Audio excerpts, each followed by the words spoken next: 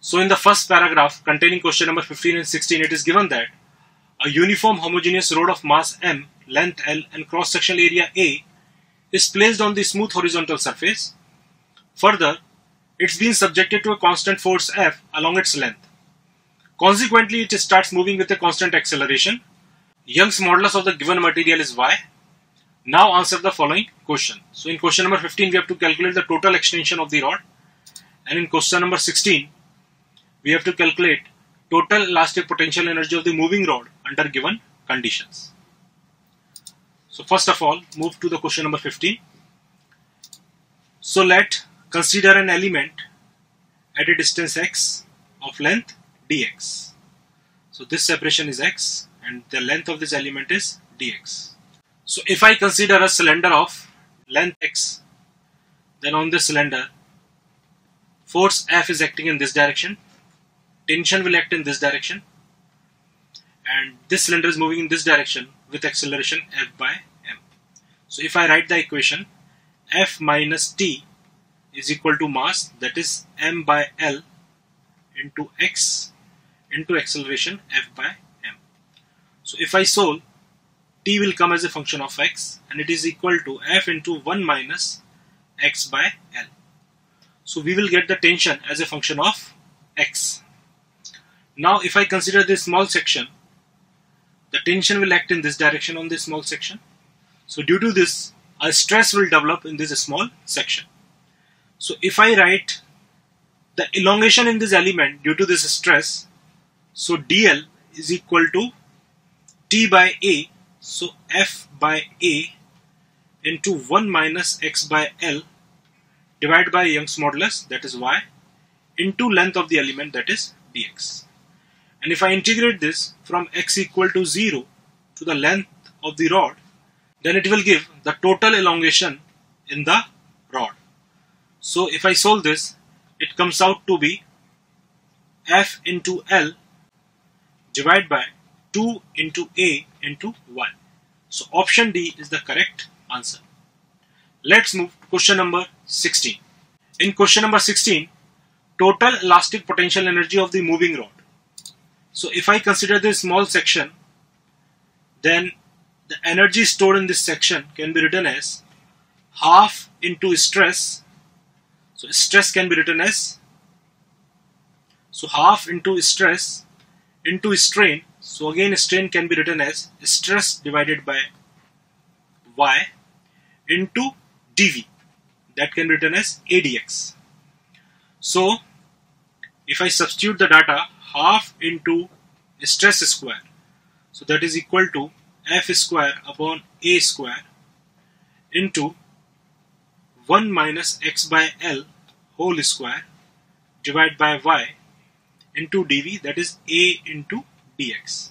And if I integrate this from x equal to 0 to L, so that will give the total potential energy stored in the rod under these conditions.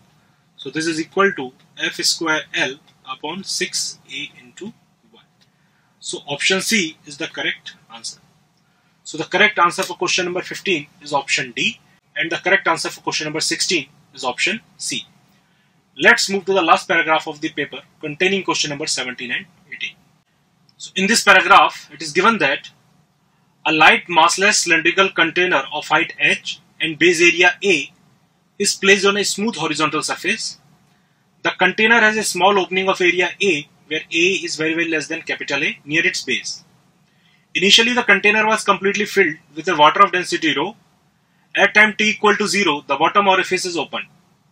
Now answer the following question. So in question number 17, it is asked the time elapsed when the height of the water reduces to 3/4 of the original height.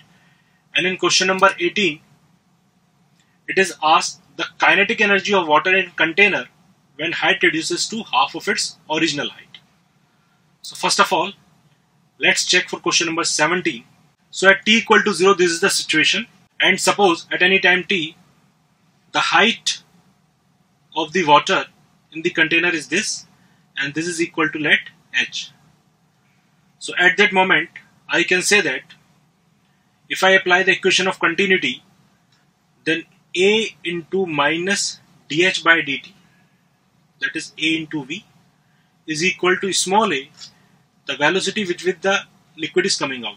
So this is equal to under root 2gh at that instant. So if I solve this, so h power minus half into dh is equal to minus a by capital A, that is 2gh into root 2g into dt.